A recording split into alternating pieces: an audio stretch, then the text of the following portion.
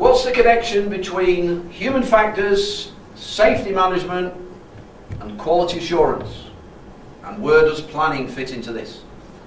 Well, the planning department is creating work packages, is issuing tasks. And the tasks, for example, can make an error less likely or more likely. Let me give you an example. In the mid-1990s, British Midland, and it's in the public domain, but the company's gone anyway now, but British Midland performed on night shift a borescope inspection of a 737 CFM engine on both sides. And during the maintenance, to do a borescope, you have to take a cover plate off the gearbox. And at the end of it, they left the cover plates off on both sides. Even though the maintenance says replace, then as a safety net, you perform an engine run and you check for leaks. And then you close the engine, the aircraft goes back into service. Well, they never performed the engine run. They decided it'll be okay. It doesn't need it. The procedure said carry out an engine run, and they decided not to. So they returned the aircraft to service, and as the aeroplane took off, they were losing oil. Of course they were, because the oil tank was not sealed because of the cover plate. And it was losing so much oil that it immediately became an emergency. And in actual fact, the aeroplane took off, declared a mayday, and went straight back and landed at Luton Airport. As it landed and turned off the taxiway, the engines ran out of oil. If that aeroplane had took off in another direction, that would have been the end of it. It would not have been able to get back in. And is there a message there? Of course, there's many messages. But that event was absolutely connected to human factors. Now, this is my question. Why did we do the borescope on both engines? Did we have to? Could we not have done the borescope on one engine this check and one engine the next check? Because if we do that, then if they do screw up, the worst that's going to happen is we lose one engine. So the aeroplane is still flyable. Now they were lucky. They were very lucky because they landed in that little bit of England where this happened. There's actually 3 airports, and you could almost throw a stone from one airport to another. And so they took off from one airport and they went straight into the other airport. Very lucky. Other places not so lucky. You can't do that. But just think about if they'd lost one engine. It's just now, it's a routine engine shutdown. We're flying on one engine, no problem. As we spoke about when we talk about ETOPS, we say that some aeroplanes now are designed to fly on one engine for 4 hours.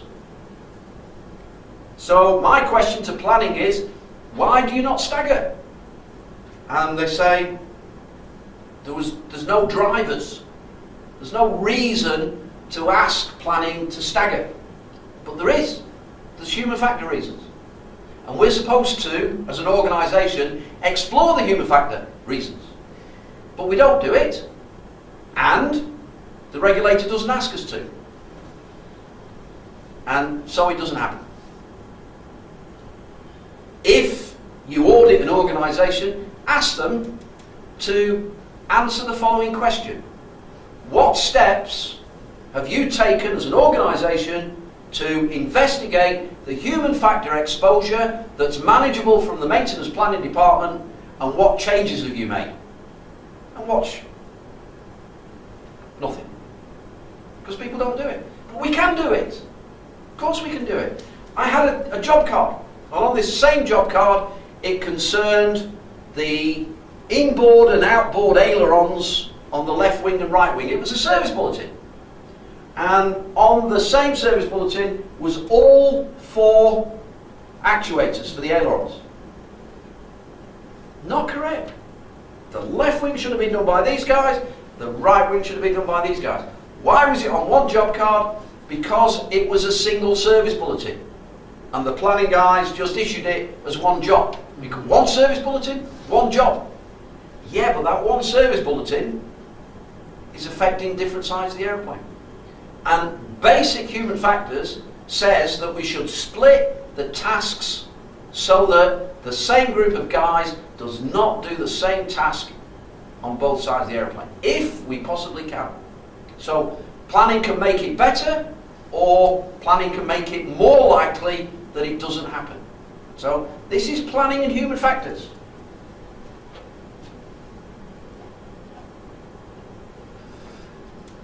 Safety management is going to be a process where we increasingly pay attention to understanding our risk and exposure within the maintenance environment.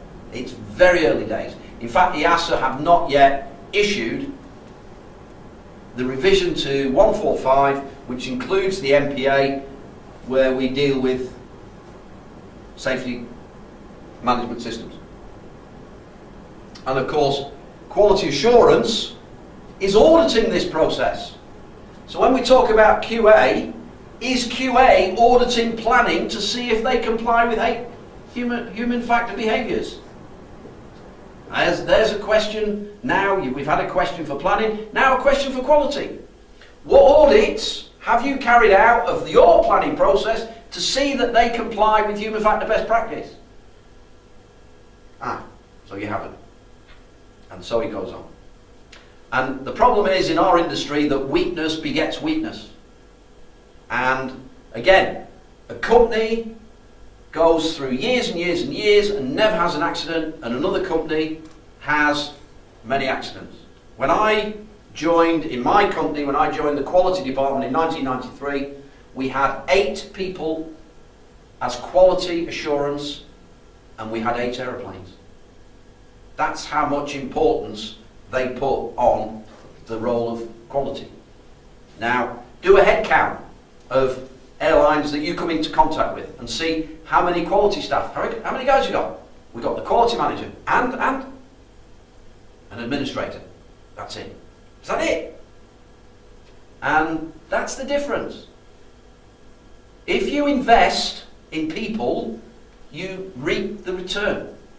A company that loses an aeroplane loses a lot of value, huge amount of value, even they can go out of business.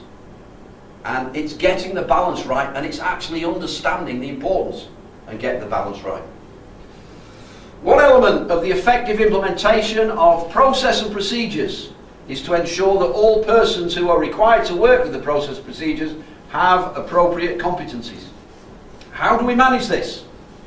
How can you show me that you have appropriate competencies? Who's managing the competencies? Where's the procedure that they're managing against? And so on and so on. We spoke about competencies. Moreover, that the organisation is able to demonstrate the oversight and management of these competencies.